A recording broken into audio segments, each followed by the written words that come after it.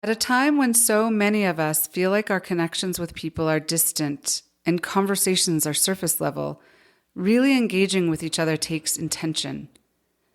I'm Ashley Gould, the founder of Attend, an elevated, everyday home brand with products that set the table for meaningful spaces and gatherings. Our podcast builds on those spaces through dynamic discussions with open-hearted people, with the goal of sparking conversation around your table. From September through the end of the year, we'll be exploring one of the most universal and unspoken subjects, death and dying. Very few of us know how to prepare for, talk about, and support others through end of life. In this 8-part series, I interview guests whose personal lives and professions are intimately tied to the subject. Join me in an exploration of how to find more peace in preparing for death.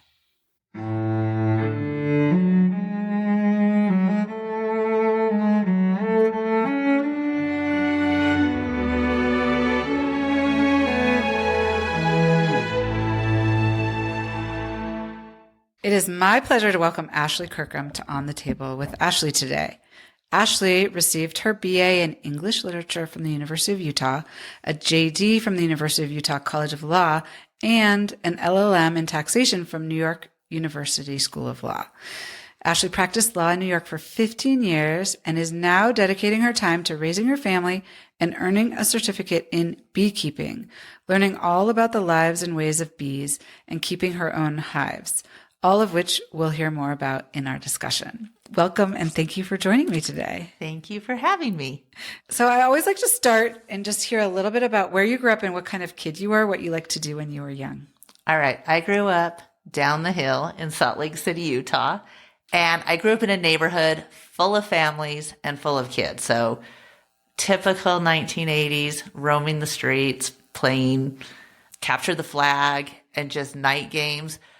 So I was outside a lot, and I also was reading a lot. I never liked Capture the Flag. There was something that was so stressful about it to me.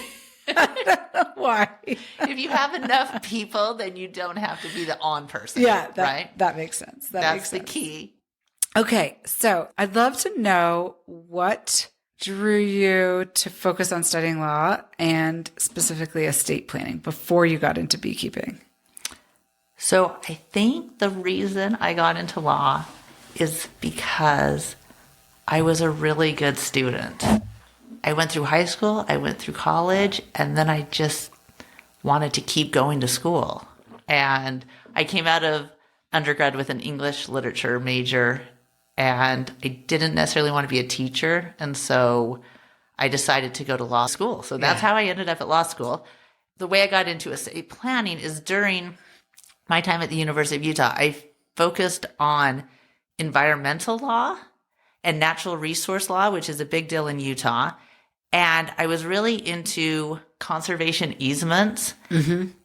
And so I thought I would end up doing a lot of conservation easement work. And then I moved back east right after law school and was living in New York City. And there's not a lot of conservation easement law back there because there's not a lot of public land or even private land to then put into conservation easements. So I ended up going to NYU to learn more about taxation, thinking also about conservation easements because the base of that is tax law. Sure. And came out working in estate planning, which estate planning goes with conservation easements and it goes with conserving land, but there's different ways to do it. And in New York, that's just not what your focus is going to be. So I still don't get, I can understand how they're related, but how were you okay, this is what I want to do? Did you get a job or did you start learning more about estate planning or? So once you're in the LLM program at NYU, it's tax-based. And there's basically two roads you can take, corporate tax or estate planning tax. Oh. And I was not going down the corporate tax route. And so I went into estate planning. Okay. And then you liked it more and more? I loved it. So what did you love about it? Because I'm not an arguer. I don't like conflict. I don't like confrontation. And so I was working for a firm where families would come in and They were planning because someone was getting married. They were planning because someone was having a baby. They wanted to set up a private foundation and work on their philanthropy. And it's a really nice area of law. Not to say it doesn't get messy, because humans are messy and there's always interesting family dynamics. But in general, I really lucked out. I had really nice clients, and we were checking the box on a lot of things that they wanted to get done. Not related to death, let's say.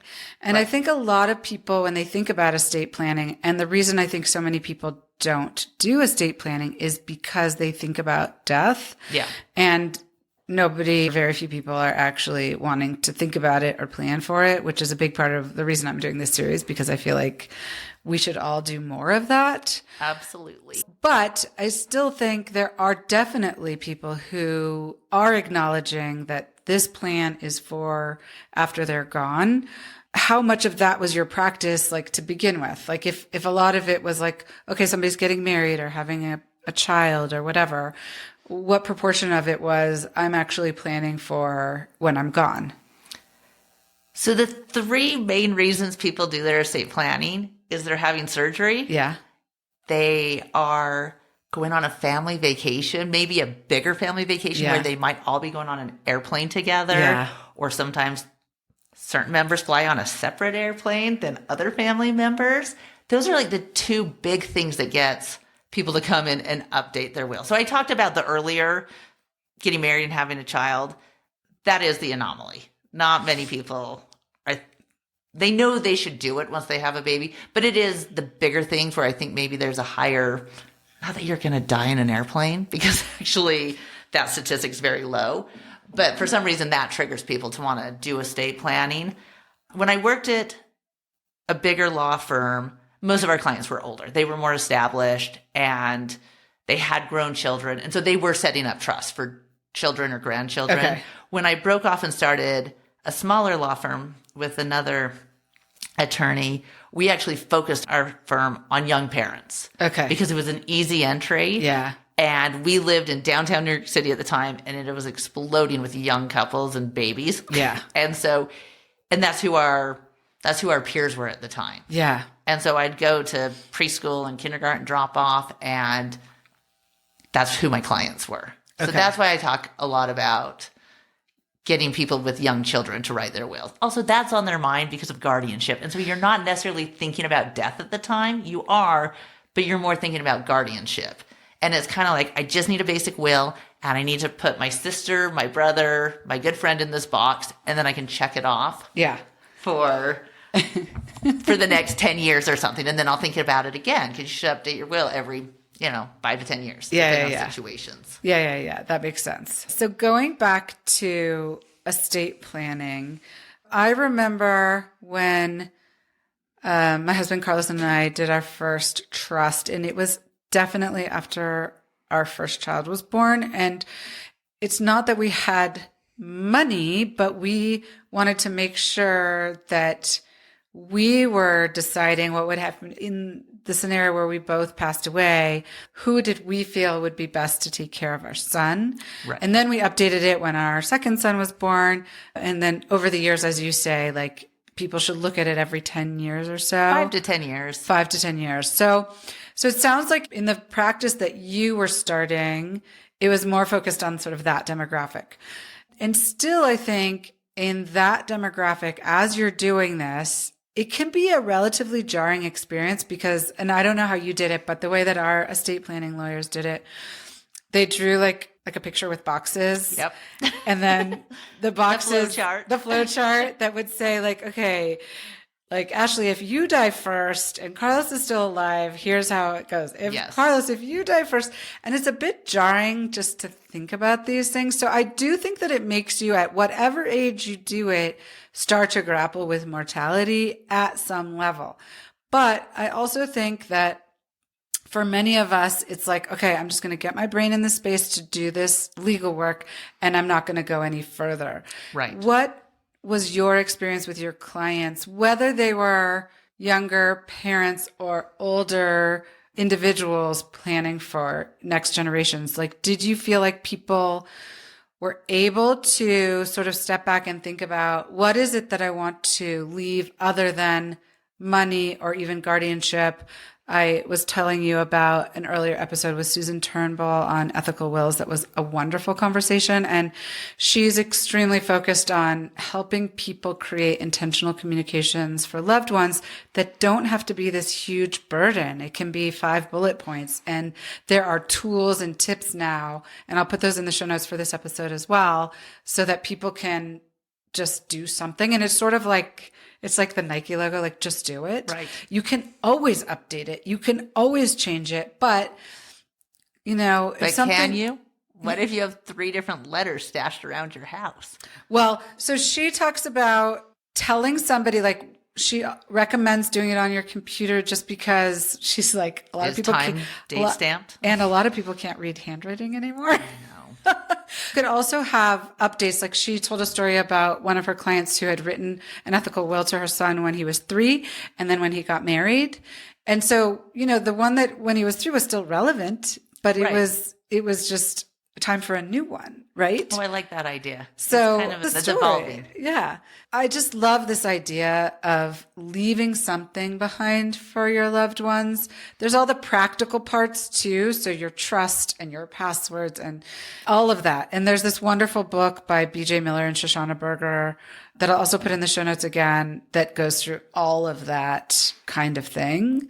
But let's get back to the emotional side of things. Yeah. So how often would you engage in conversations with your clients about more than just guardianship or money or things, like at all about, have you thought about words you want to leave to loved ones or values that you want to leave with the money or those kinds of things? Did you ever engage in those conversations? Yes. But I think that's almost a separate conversation than the estate planning documents. Because the estate plan, you have the will, right? Yeah. And you're basically saying, like, let's take a very generic case. To my spouse, if my spouse is not there, to my kids, either in equal shares or however you decide to do it. Yes. Done. Like, there's not that much you can get very detailed in a will, but at different points in your life, it doesn't need to be that detailed. Right. And so that's one box. The more tricky box, I actually think, is the healthcare documents. Yes. You're much more likely to get injured, disabled, be alive than die statistically. Yeah. Right. And so those conversations I spent a lot of time on. You know, what end of life procedures, recitation procedures, those types of things I think are much more likely. Yeah. And people don't always think through all of those choices and communicate those choices. So you've got like just the legal will documents, then you've got all your healthcare documents, and then you have the conversation about leaving a letter, leaving a note for the guardian, depending on the age of your kids. At some point, your kids no longer need a guardian. Right. But maybe the older sibling might be a guardian to the younger sibling for a few years, depending on the age of the kids. Do you want a letter straight to the children? Do you want a letter straight to the guardian? And that changes all the time, constantly, as everyone gets older. Some people wanted green burials, and I know we've had this conversation before. So there is some creativity that came along, but I would say for the most part, estate planning is checking a box. Yeah. People don't want to think about their own mortality, and they don't want to pay money to think about their own mortality. Yeah. And that's actually something that Susan said as well. She said in her experience to date, she's had a lot more success with financial planners talking to their clients and working with their clients on ethical wills than lawyers, because I think you're paying by the hour. Mm-hmm. It's so expensive. Mm-hmm. And so it's like you're here to do something specific. It just seems like such a good entry to have that discussion. Absolutely. Well, one of the things with the law practice that I started with my partner, we purposely set flat fees. We never charged anyone by the hour because I never wanted a client to say, oh, I don't want to bring this up. I have a question or, oh, there's this asset. What should happen with that? But I don't want to call because it's going to be another 6-minute increment of being billed. And so we would set a flat fee and just said, please communicate with us as much as possible. This is going to be a much better experience for all of us. Yeah. And it worked really well. I think our clients were really grateful for that setup. But a lot of big firms do not. No. They can't operate that way. No. It is a good entryway to get people talking. And we always ended the conversation, and we, at the closing signature ceremony, we would always talk about, okay, now you need to go home and write the letter. Now you need to do kind of the softer stuff. Yeah. And I don't know how many clients actually did it. It's hard to sit down and write those things out. And I think now, if there were tools, like you could say, go to this website and take 30 minutes to do it. Like, you're not going to take 5 years to do it. You're not, right? You're not going to take a week to do it. You're going to do something for 30 minutes and, almost give them like an assignment. It might be easier. And also to give them people like Susan Turnbull that you could reach out to. Right. And I think there maybe are more resources. We thought about it. We thought about creating a website that literally was drop downs and multiple choice. And then obviously fill in the blank when you wanted to. But we also didn't know if that was going to be a conflict of interest as an attorney. Yeah. So you got to like play that safe. Yeah. But it's a great idea. And I have bullet points to my kids. All my kids have emails that they don't actually have access to yet. And I will send them little emails every now and then. And some of them are silly mom emails, and other things are, serious. I hope you do this. This is what I value kind of emails. And hopefully one day they'll open those up. So when are you going to give them access to these emails? I don't know. It's written down in a folder. They'll be able to get to them when they want. Maybe when they graduate from high school. Okay. I would tell them about it. Yeah. How long have you been retired from practicing law? Why did you decide to stop practicing law? And then obviously we're going to get into beekeeping, but I'm really interested. I'm like you. I call myself a recovering lawyer. So I moved from New York City to California in 2018, and I kept practicing in New York because I was barred there and not in California. Yeah. And as more time went by living in California, it just got trickier that I wasn't there. I would fly back quarterly to meet with clients. I did a lot over Zoom. But then when I moved from California back home to Utah, I just felt really disconnected with my clients in New York. And I was nervous about liability. Am I staying up on all the tax laws? Not being in the place where you're practicing law is really hard. Yeah. And so at that point, I made the choice whether to take the bar in Utah, because I had never taken the Utah bar, or to retire from practicing. And I decided I didn't love the long distance working. And you didn't think about like building a practice in Utah? I would have to take the bar. There's no reciprocity. I did not want to take my fourth bar. No. I did not want to take the bar here either. But I was also, I think, just done with practicing law. I'm extremely grateful I went to law school. I actually loved law school. I don't know how many people can say that. I know, me too. I love learning. And both my dad and stepdad were lawyers. My stepdad's still practicing. But in law school, I lived with my dad and my stepmom. And I would come home from school and we would talk about the cases I was reading. And I mean, my dad remembered everything from law school. That's amazing. It was such a wonderful time. So I loved law school and I really enjoyed practicing in the beginning. And then it just, over time, it was less of what I wanted to do is maybe the way I would describe it. Right. I agree. Yeah. So is there anything else about estate planning that you would want to talk about? I remember one thing we were talking about previously, which was sometimes you would have clients who would have, let's say, 3 children. And they would say, I'm not going to leave things equally to my children because, this child needs more for X, Y, or Z reason. Right. So how would you counsel those individuals? And can you just share your thoughts? I have my own thoughts about that, but I'm interested in yours. I think there's 2 ways to do it. There's probably more, but there's everyone gets equal, and one child might be a school teacher and one child might be a banker, right? But you just go the equal way. And I think that's a great way. I don't have any issues with that.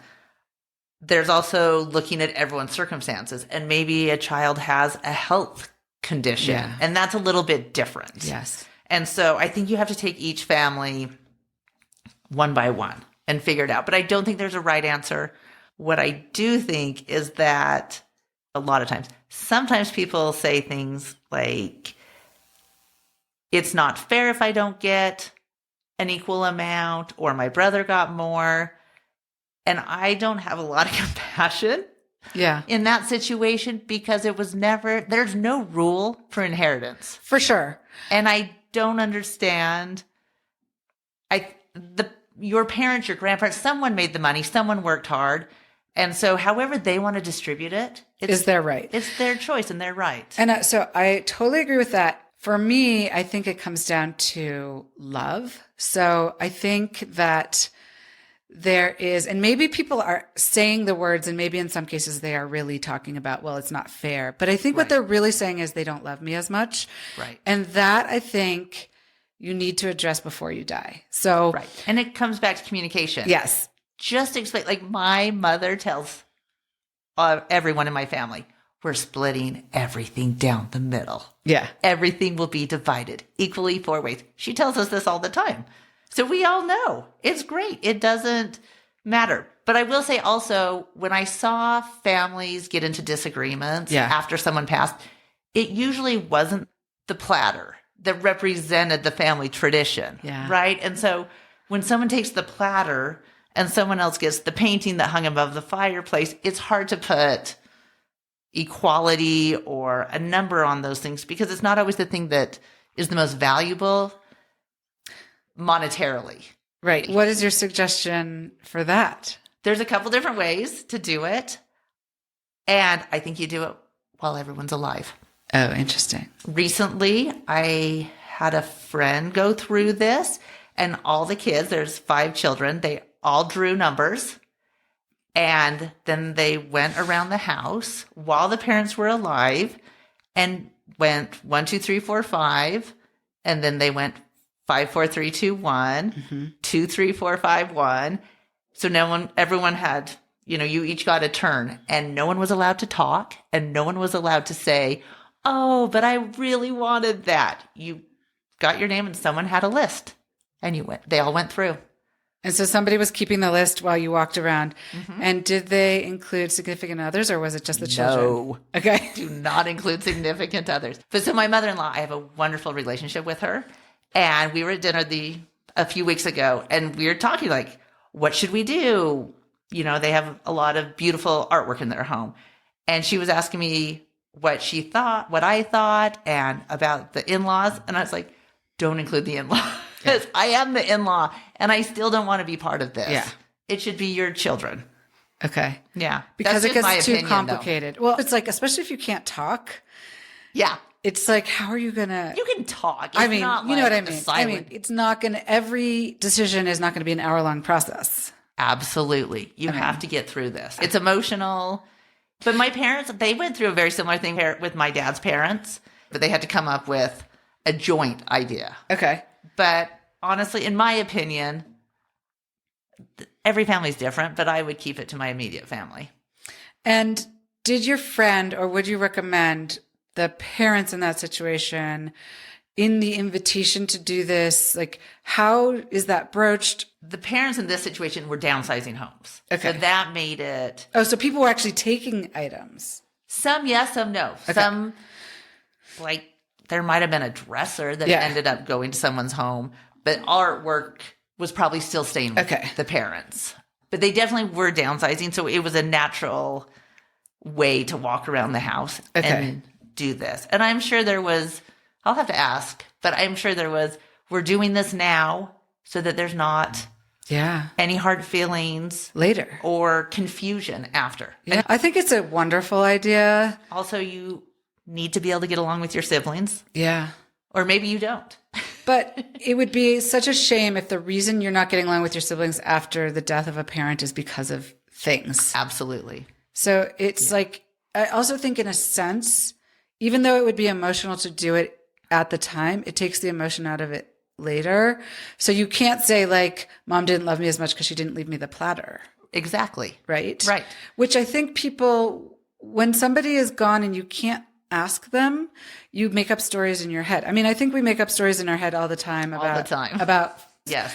but this is just such a deep-seated one. Like people are so connected to their families, like Right. regardless of the relationships that they have, Right. that I think it can cause a lot of like pain if it's not done in the right way. And I think doing it beforehand, doing it before someone gets sick, like there's not an impeding death. Yeah. Before one of the parents did die, right? Like if you do it and you're a step removed, I also think it probably is easier. It might feel premature. Yeah. But I don't think it is. Well, and like I've been talking about in this series, like death is literally the most inevitable thing. Right. So we will all experience it. It is just a matter of time. And we don't get to know what the time is. Right. So like if my parents are in their 70s, if we walked around and did that now, part of me would be like, this could be 20 years early. Who cares? Right. Yeah. If they get rid of one of the paintings I wanted, I would hope they would maybe tell me. But then again, it's still there. Yeah. I wouldn't worry about it too much. Yeah. So do you have any tips for avoiding hurt or misunderstanding in this arena? Just the same thing, communicate. Yeah. And I know it's hard. I remember when I first started working in New York, I would have clients that were writing their will and they'd say, I've been estranged from my son for 7 years. And I was young. I was in my 20s. And I come from a very functional family. Yeah. And You're like, what? You haven't talked to your son for 7 years? How can that happen? But as I've gotten older and know more people, and I see how the small riff, it's really easy, especially if you don't come in contact with someone naturally all the time. If you live in a different city, it's really easy not to talk to them. And yeah. So my main advice always is just keep in communication. Yeah. I think because like you just said, we all make up stories. Well, why haven't we talked? Yeah. Do they not like me anymore? Did something happen? Did I say something? Yeah. But I think it's such a important topic. And like you just said, everyone's going to die. Yeah. Every single one of us. And we don't know when. Yeah. So if you can keep the communication, my family, not only do we talk all the time, but we always talk about dying. And I want to get into that too. But finish your thought. Like I brought this up with my sister. I'm like, I'm going to be on this podcast. We're going to talk about dying and how I'm really comfortable with it. And she goes, well, yeah. Since we were little, Dad was like, if I die tomorrow, that is great. Like I just grew up in a family that we talk about it. We have no problem with it. So that's so interesting. So you and I had lunch a couple weeks ago and you made this comment that really stuck with me and you're like, well, I'm not afraid to die. No. And I don't know if I've ever heard anybody say that, honestly. For reals? Yeah. So it sounds like that is actually a gift that your father or maybe both of your parents have given you. So have you ever asked your dad, like, where did that come from for him? Like, did his parents do that for him? Or is it religious? Or like, what is it that he was so comfortable and also comfortable saying to you guys so that you became comfortable with it? One, I think we talk about it all the time. So it's just very normal. Like even my kids, I'm always telling them, when I die, I want to be cremated and I want to be sprinkled on the trails with Oscar. Okay. And they're like, why, Mom, do we have to talk about this? But we just do. And then I think it's going to be perfectly fine.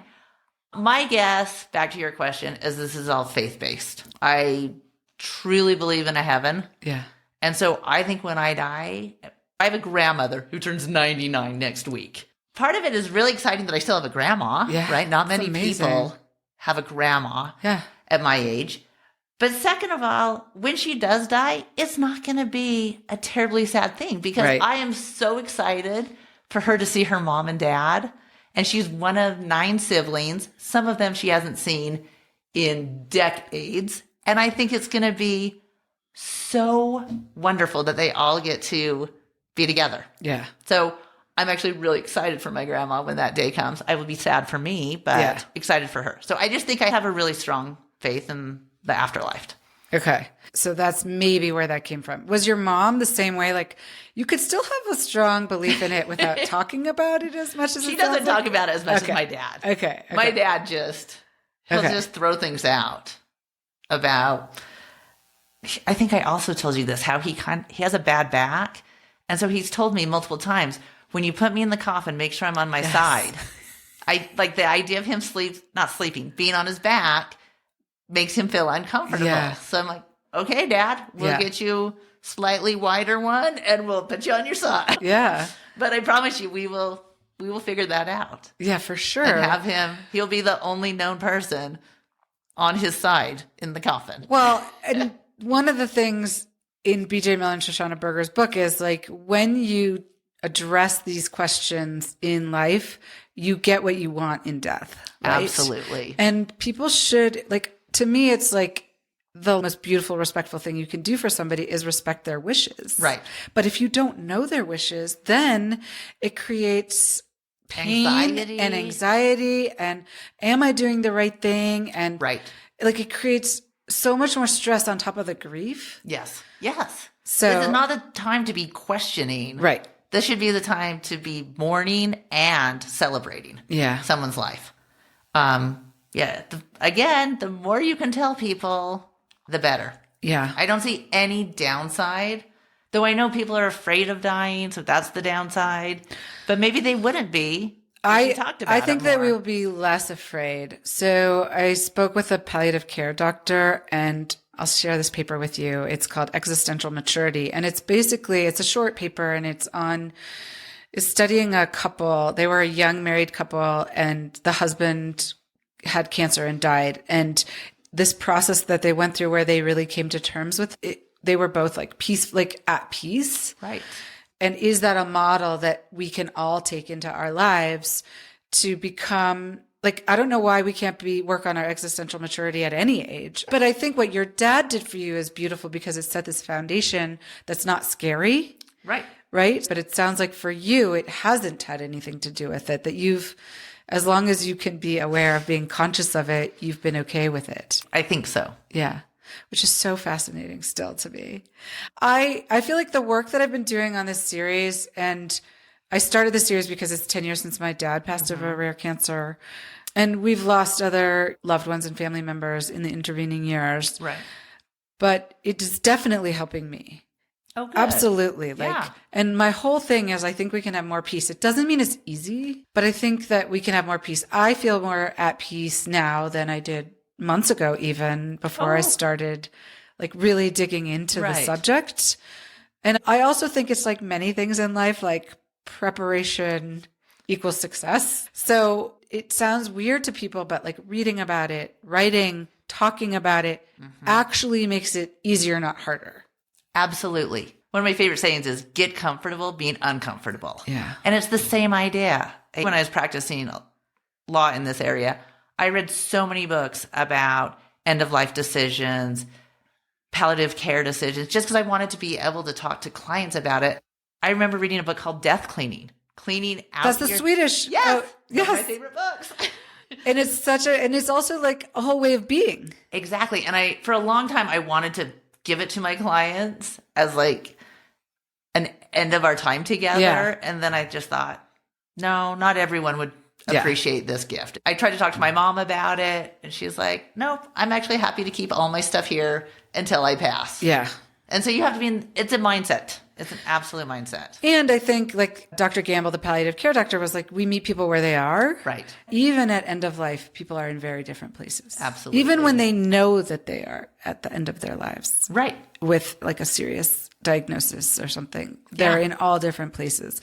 My thought and belief is that if we can shift culturally so that it's not so taboo, it's not so scary, right, it's more accepted, then I think we can change the norms. Then like the death cleaning is just like part of what we do. Right. It's not like morbid. No, because it's not morbid. It's life. Yeah. It's part of life. Well, and this is maybe a great transition to bees, because I feel like bees have this beautiful, like, there's a life cycle that I want you to talk about, and there's also like this staying power with the honey that they make that lasts forever. Yes. That sort of lives on, which is sort of like I think about like legacy. So let's dive into bees. Okay, we'll transition. Okay, so I don't know if you grew up having beekeeping in your life. I know that your dad, I think, keeps hives now. My dad has kept hives for about 15 years. So he didn't when I was a kid, but he has for the last 15 years. But I haven't been at home during those years. But when I come home for the holidays, he was always out back smoking the bees and doing his little thing. So tell us how you went from estate planning to beekeeping. All right. Well, I retired from law and moved back to Utah. And I was just taking time to figure out what the next step was going to be. And I am fortunate enough to live on a property with some space. And so I was thinking, do I want to raise goats? Do I want to raise chickens? Do I want to do bees? Do I want to do all of the above? And then I like knowing what I'm getting into, and I like to do it well if I'm going to do something. And so my dad does bees, so I had a little bit of background, and I knew I had a really great resource through him. And I thought, well, I'll try this first, and then if I add the goats or chickens and whatnot, they'll get added into the little homestead. So the bees took over. As soon as I got into them, I just became fascinated, and I then looked there's a lot of books that I have read. I'm a member of the Wasatch Beekeeping Association, so I joined the local beekeepers, and I started looking. The bees in general beekeepers do not have great success overwintering their bees for a whole variety of reasons, and I wanted to figure out why that is and what I can do that my bees will survive. And so a lot of the land grant universities in the U.S. will have a bee program. So I looked at Cornell, Ohio, Florida. The land is just so different than where we live here at high elevation and a dry desert. So the University of Montana has, in my mind, the most similar type environment to where topography. Yes. And so that's why I started the beekeeping program through the University of Montana, and it has been wonderful. So, okay, before we get to the beekeeping program, what do you think it is? And I'm sure you've reflected on this. Why do you think you love it so much? Because it is the perfect mix of magic and science. Okay, explain. Have you ever read the Tiffany Aching books? No. Okay, they're young adult. Okay. But in the book, Tiffany Aching says it doesn't stop being magic because you understand how it's done. And I think about that all the time when I'm with the bees. Yeah. They're beautiful and they're calming, and there's so many life lessons you can take from the bees, but it all has a basis in science. And so it's constantly being singular focused on what they're doing, but you have to think about what they were doing yesterday, what they're doing right now, and what they're doing tomorrow all at the same time. And you don't have any other room to think about grocery shopping or dinner. So when you're in the bees, you're just 100% in it. And I think there's not that many places in life anymore where you can be that. And I also love when I'm out there, I'm outside. I am not in front of the computer. Yeah. I'm not trying to multitask. I am just thinking about what you're looking at the frame of bees, and you've been in the bee yard. Yeah. And you're trying to figure out by taking this look, what's happening and what should I be doing to help them. Yeah. So, and you're hopefully learning things that other people can learn from, especially in this climate, Yeah, it's tricky. Yeah. Yeah. I mean, over time, how long have you had your hives? I'll be going on 5 years. So you've got time still to learn more. Yeah. I hope to be one of those beekeepers when I'm 80 talking about the old days. Of course. Okay. So do you think that there's anything about why you love bees that is why you ended up in estate planning, which is related to your comfort with death? Probably, right? I think so. There has to be some connection. One, like I started out law school wanting to help the environment. Yeah. The whole thing about bees is studying the environment. Yeah. You're studying the hive, but you're constantly looking, what is their habitat? What are they going out to find pollen on? What is in bloom now? What's going to be on bloom? Where are they finding the pollen? Where are they finding the nectar? And how are their resources? And so I think that ties in really well. Yeah. That I've always been really tuned into topography and land and that stuff. I don't know if I would have consciously made the decision, but yeah, the life cycle to everything. And estate planning is all about the life cycle, and bees very much so. The female worker bee, which is 99% of the hive, those lovely ladies live for about a month during the summer months. The males are the drones and the females are the workers. Under the females, there's a caste system. You've got one queen and the rest are worker bees. And they're all female. They're all female. Okay. And the females are 99% of the hive. They do most of the work of the hive. Yeah. When the bees are born, they kind of chew themselves out of their little comb, and then they clean up the comb they just came out of. They're just amazing. And then they get right to it. They help clean up the comb. They help clean the hive. Within a few days, they're helping other baby bees.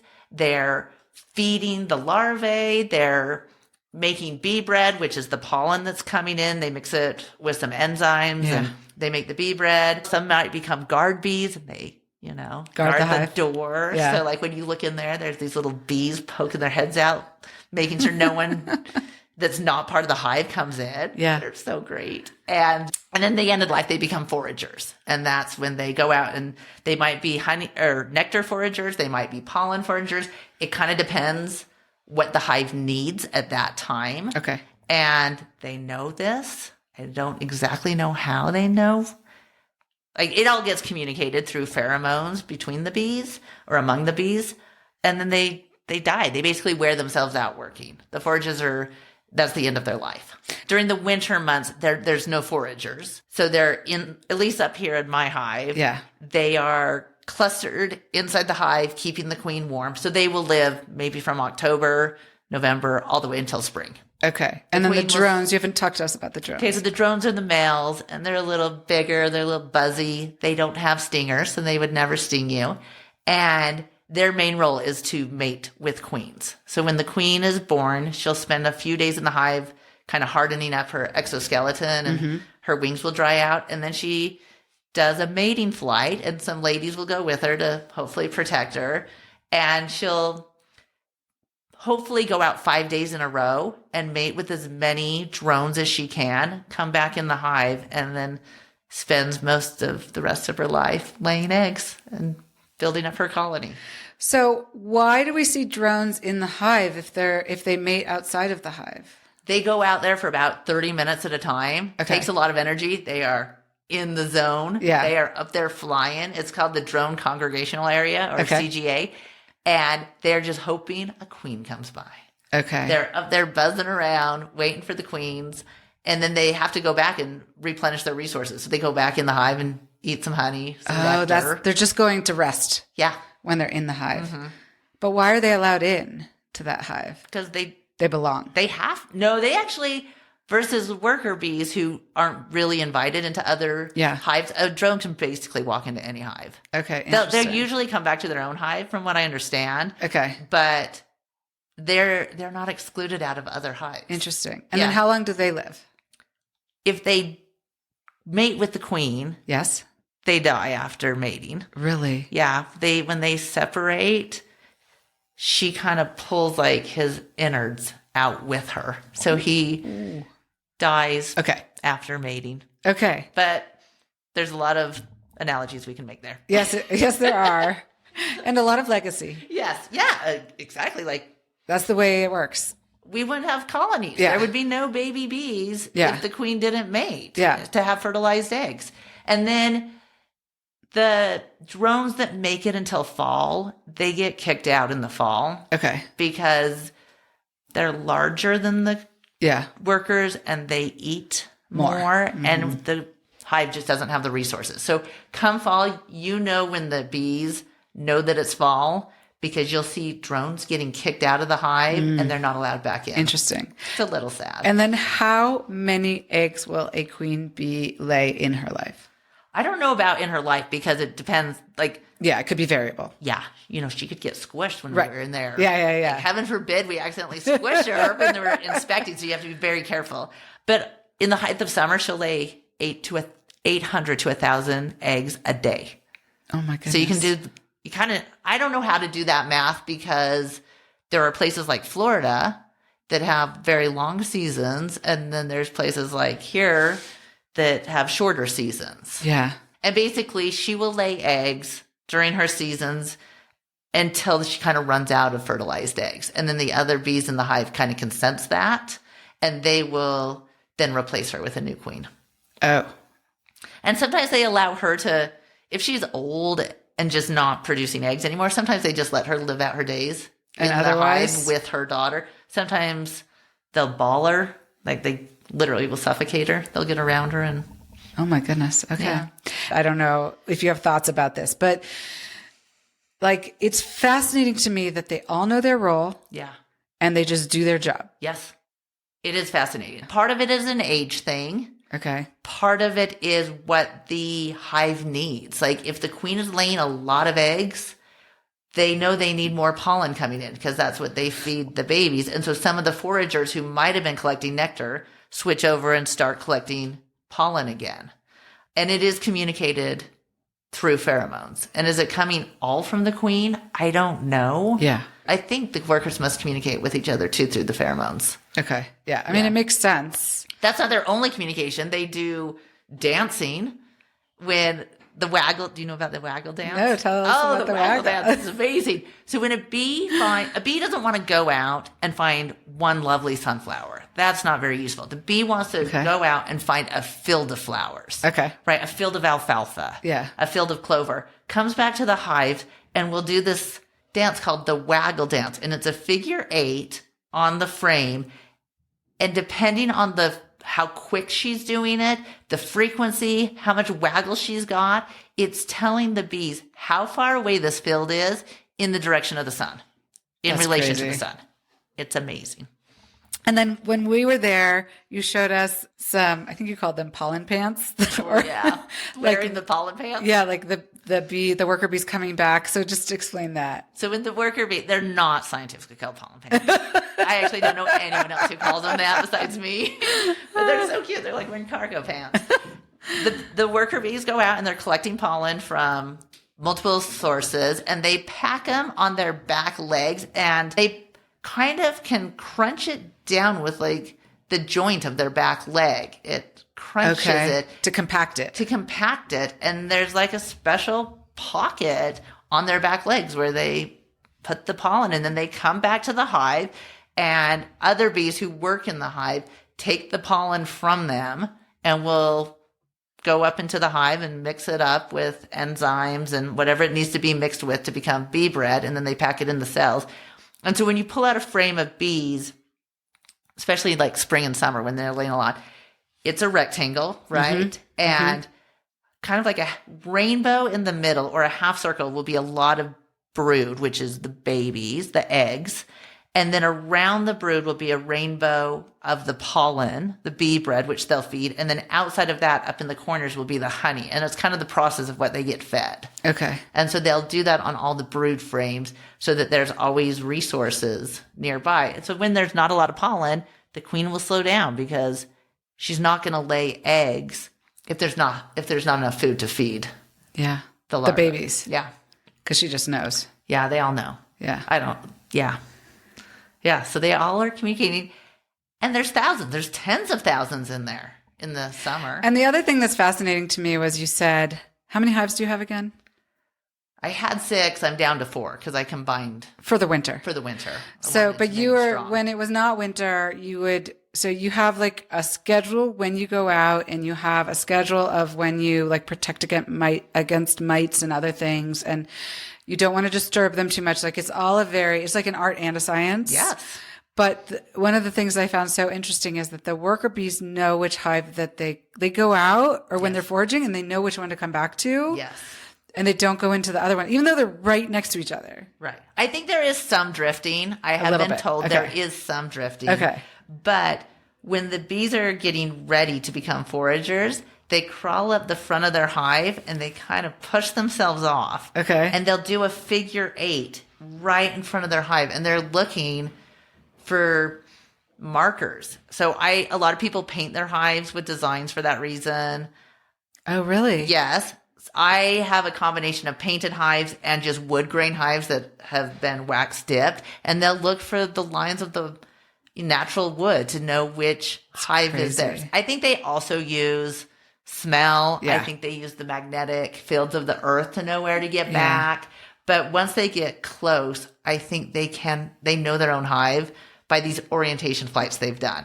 And it's crazy. It's usually, I don't know if it's everywhere, but at least in my bee yard, it's usually early afternoon, and you'll know when there's a whole bunch. You go outside and there's a frenzy right in front of the hive, and I'll think, oh no, is something going on? Are they being attacked? Are they being robbed from hornets or another hive? And if you look closely, you literally see them doing this little figure 8, and then they crawl up and they launch themselves back. And they do this figure, and it will be a frenzy for about 15 minutes. And then I'll look again, and it's just as calm as can be. It's really awesome when you get to see it. Yeah. Okay, let's talk a little bit about honey. I remember, one of my sons and I both have some allergies and have read that eating local honey can help with allergies. Can you talk about that, or what you know about that, not just for allergies, but just for health, and the fact that it's local and why that matters, and then also other sort of medicinal uses that have been found for honey? Okay. Well, if you look this up on the internet, everything under the sun can be solved by honey. I'm not Except death. Yeah, exactly. But you can embalm yourself in honey. Yeah, I'm sure you can. So, you could mummify yourself. Yeah. So it could help in that way if you're looking for that.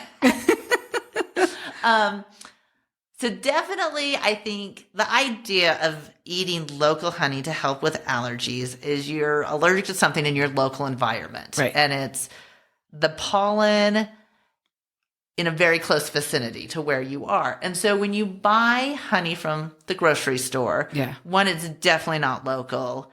And 2, some of it has been watered down. Some of it has been pasteurized to really high temperatures. So it basically has destroyed the enzymes that might have been helpful. I think some of it has been supplemented with water, possibly corn syrup, other stuff. There's a huge issue going on in the honey industry of imported honey that's not actually 100% honey. Wow. It never crystallizes. It pours out very smooth.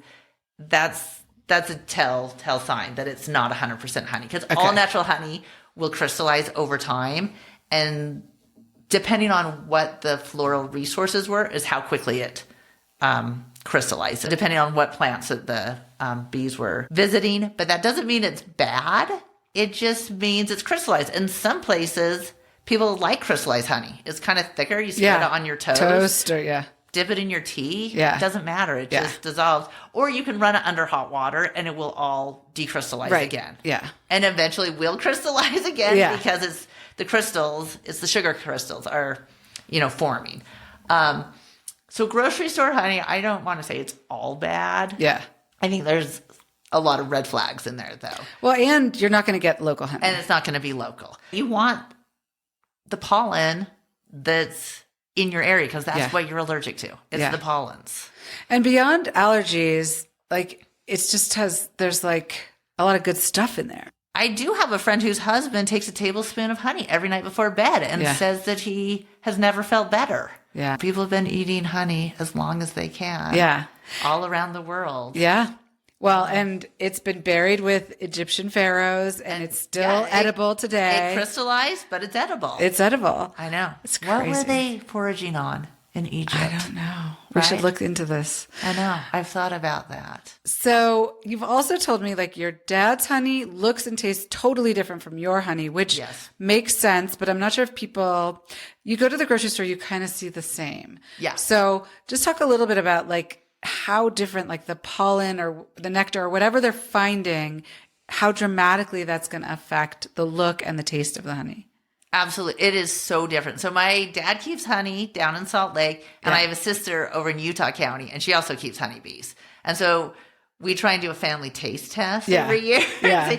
And the three of them were not that far mileage-wise from each other, and they couldn't be more different.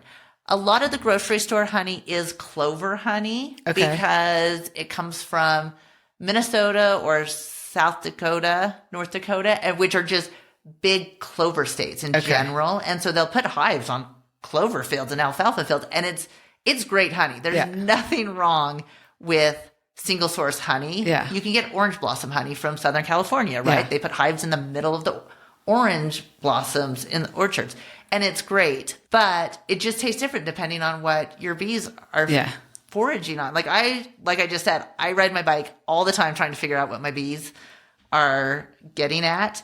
And it's wildflowers. I don't have a landscaped yard, and no one around me has a landscaped yard. Yeah. My dad is down in Salt Lake, and it's very suburbia, and there's a lot of beautiful landscapes. And so I think his bees are finding more landscaped yard. He also has 8 fruit trees in his yard. So they go, like, especially March and April. I'm so jealous. There are these big, beautiful fruit trees completely in blossom. Yeah. And I look at my bees, and they're still locked up. Yeah. They're like, we can't go out yet. Yeah. It's still 20 degrees. And my sister lives in Utah County in an area that has orchards around still. And so I think her bees find fruit trees. And so the colors are different. The tastes are different. Last summer, my dad's was more molasses. Yeah. Which was interesting. Yeah. The water content's different. One of the things that's so interesting about this is, and you could tell me if this is right or wrong, but because of the low moisture content, it prevents most bacteria and microorganisms from surviving, and also having a low pH. And then also because of the enzyme that the bees are put into, which produces small amounts of hydrogen peroxide. So there's like an antimicrobial property. So like the scientific part of it is fascinating. It is awesome. Yeah, no, some people have said it can cure mouth sores. Like you don't gargle with it, but you can eat it, and it keeps your mouth hygienic. Well, I actually make a face wash for I use it and my kids use it, and it has honey in it and a couple of other things. Yeah. But it's honey is a major component. Yeah. Then you get beeswax, which you can do. Candles, soaps, lotions, salves. But then there's propolis, which I actually think is the most interesting. Okay. It is also a product that the bees make by collecting resin from specific types of trees. Okay. And they bring it back, and they, for example, in the winter, the cracks in the hive between the 2 boxes, they will seal it up with propolis, and it's extremely antibacterial. And they say the more propolis that a colony kind of paints around their hive, it keeps them free of, not completely free, but it really helps the overall, almost the community immune system of the colony. It is so healthy. You want propolis in your hive. It's sticky and it's a mess when you're working the hive. But so people have started to collect propolis and put it into all sorts of cosmetics, skincare. So that's I have some in a jar that I don't know what to call it. It's sitting in a very high proof alcohol right now. Okay. And then I'm going to start adding it to products and figure out. Like your chapstick or something? Yeah. And see if it changes it. Mm-hmm. Oh, so interesting. It's supposed to be really beneficial. So I'm now, you can use it. I want to make a mouthwash. One of my kids gets cold sores and stuff, and I want to play around with that. Oh, that's so interesting. Is there anything else? I mean, literally there's so many things that we could talk about, what kind of bees, and we haven't talked about the environment and biodiversity and the importance of the bees. I mean, so I'm just going to let you answer, pick one thing that you're most passionate about.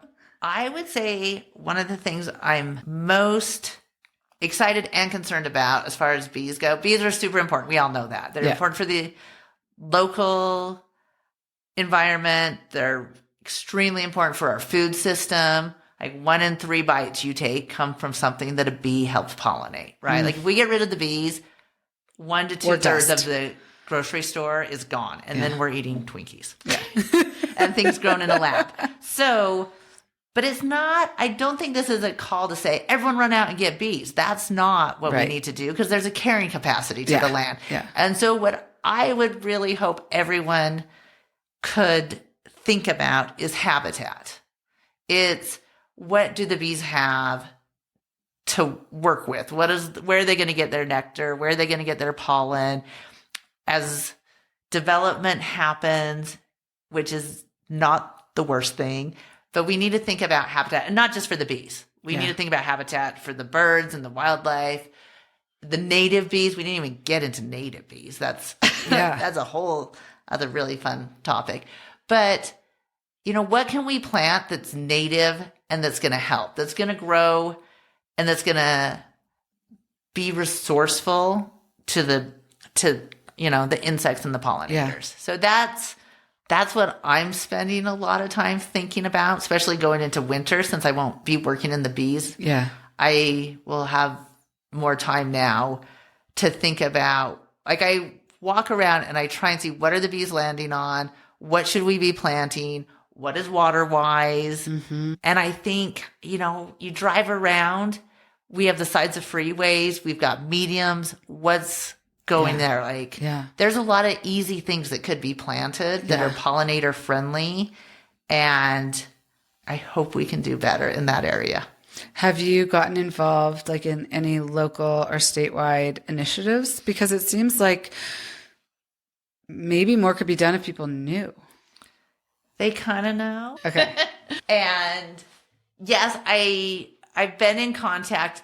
There's a state inspector for bees. And so I am in contact with them. And there's new legislation this year on bees. And so we've talked about the habitat. I'm part of the Utah Beekeeping Association as well as the Wasatch Beekeepers Association. It comes up. It's it would cost money. Who's going to maintain it?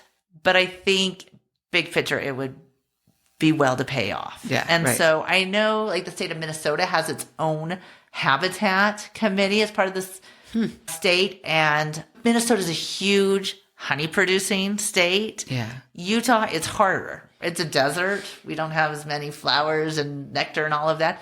So I don't know that we're ever going to be Minnesota. We're never going to be Minnesota. Right.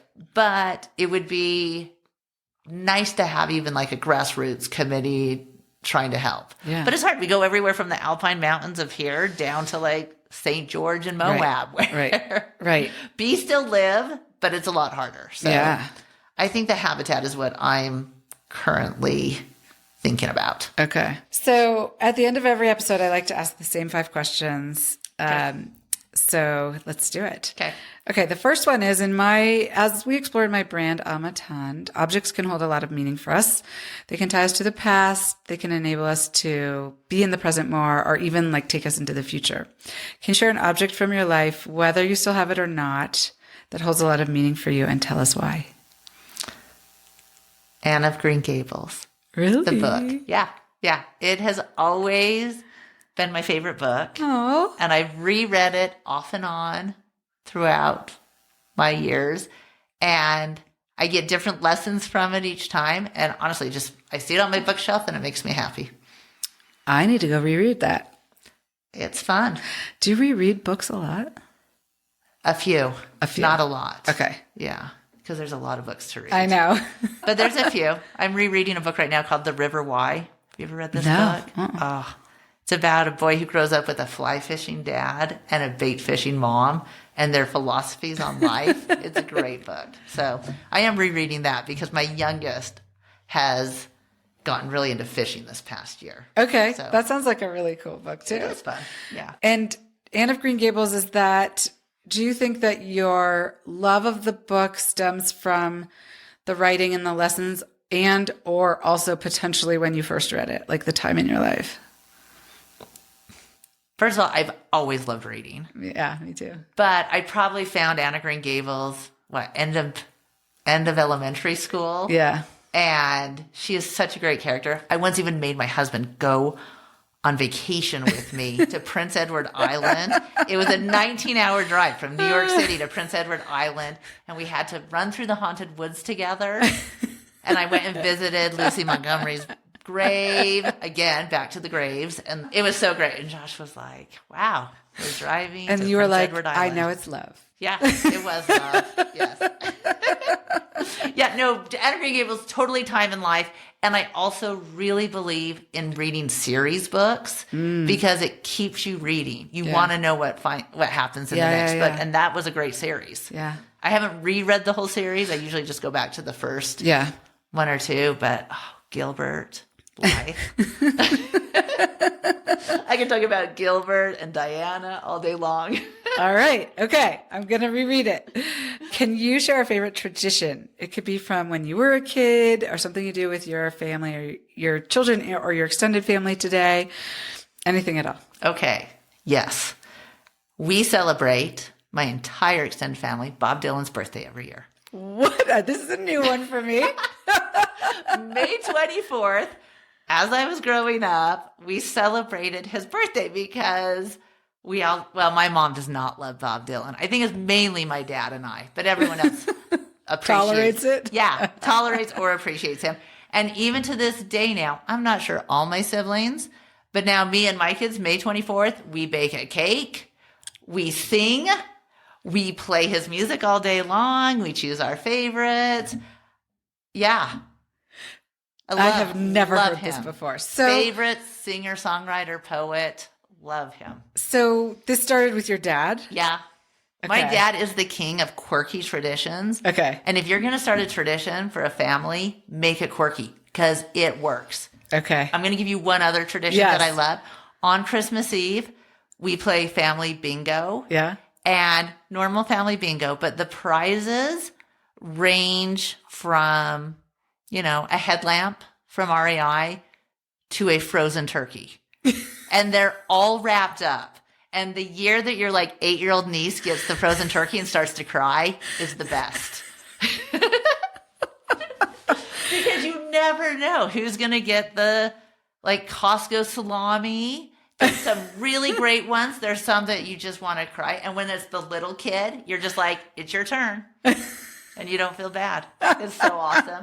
But then that kid, a couple of years later, talks about it like it was the greatest Christmas ever. Right. Because they remember it. It was so memorable. It was so memorable. Okay, and I love this. Got the frozen turkey one year. So that's your bragging right. Quirky family traditions. Okay, I got to think of a good quirky family. I love this. Yeah. I can tell you one. This isn't a tradition. Yeah. This is another awesome one. One year my dad gave us all mace for his birthday, I think. But he wanted to make sure we all knew how to use it, right? It was pepper spray or mace. Yeah. Got a full body cutout of himself. Of him wearing, I don't even remember, probably normal clothes. I don't remember. So out back, we all had to take turns in front of each other yelling stop, don't touch me. Or you had to yell something because you had to practice. And then we had to practice spraying mace in my dad's face. Who had the life-size cutout, the big cardboard cutout.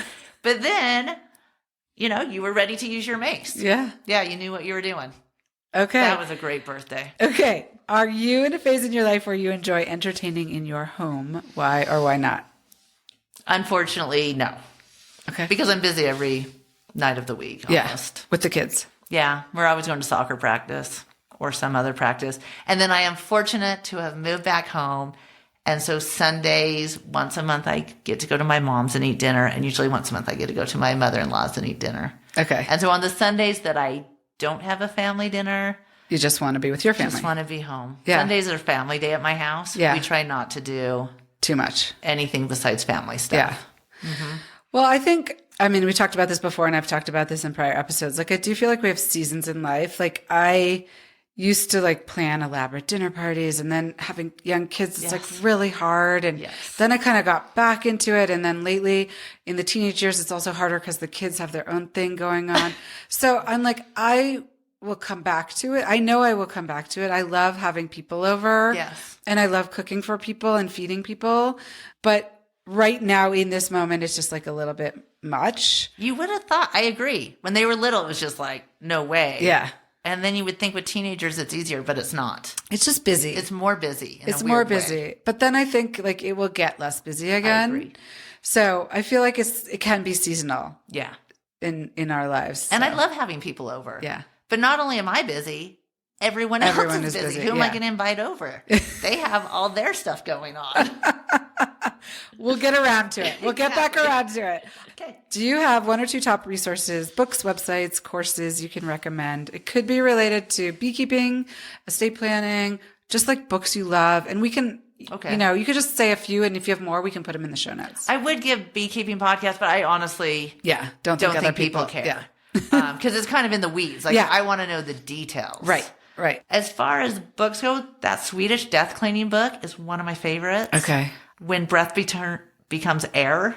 Have you read that? You know what? I was it's about just a doctor who is diagnosed and dies of cancer, and his wife ends up finishing the book. So I just good. did an episode with Play Steinberg, and they recommended that exact book. And they said so they lost both of their parents to suicide, and as they were grieving, at first felt like I need to write a book on grief, and then found that book and said, I don't need to write a book on grief. It's so good. Okay. But you have to be okay. You have to get comfortable being uncomfortable. Yeah. Okay. It is. I'm definitely going to read It's that. a great book. Is it, I think, Atul Gawande? Yeah. He wrote one about kind of palliative care and end-of-life decisions. Yeah, that one is good. That one, I think, is really helpful. Because like I said earlier, I think writing a will is really important for many reasons. But I really think you need to think of the end-of-life stuff. Yeah. That one's more tricky. Yeah. Right. And he kind of walks you through different scenarios to think about in his book. And I liked his book because it was both as a physician and as a son. Exactly. Yeah. Yes. It was nice. It was. All right, I'm going to stop and there. Anne of Green Gables. And Anne of Green Gables. Yeah. I mean. And if you can go to Prince Edward Island, it's wonderful. Okay, last question, and maybe it's the bees, but what do you do for yourself? Do you have a practice, a focus, a habit, or a daily routine that you adhere to that contributes to your success or your well-being? I go hiking with my dog every morning. Even in the snow? I was there today and it was 11 degrees. Okay. Yes, because he would go crazy and I would go crazy. Yeah, okay. If you have the right clothes, it doesn't matter. Yeah, that's true. There's no bad weather. I agree with that. Yeah. I would say that's my most consistent practice. Sometimes we run, sometimes we hike, sometimes we walk. Sometimes friends join me, sometimes they don't. But Sundays are more tricky. But most days, at least Monday through Friday, I get up and go out with my dog every day. I love it. And then I would guess the other ritual is that I read every night before I go to sleep. Yeah, I do that too. Yeah. Yeah. It's wonderful. There's so many books to read. Oh my gosh. Yes. My nightstand has like 20 books on it, and I'm going to get to them all eventually. But then again, the other day I read something about, it was saying like, why do we criticize people who have books that like they've never read, right? Like, why do you have all these books? But there's plenty of things in your house that you've never interacted with, or that you bought for a specific purpose and maybe used once or twice. So then I was like, yeah, why can't I have his books? I do try and use the library a lot. Yeah. But there's certain books that bring me happiness. Just to have them. Yes. Yes, I agree. My favorites I keep. Of course. Yeah. So, another good book that borders on everything we've been talking about? Covenant of Water. Have you read that? No. Okay. Covenant of Water and Cutting for Stone was another Cutting book. for Stone, I think I've read. Yeah, so same author. Same author. Okay.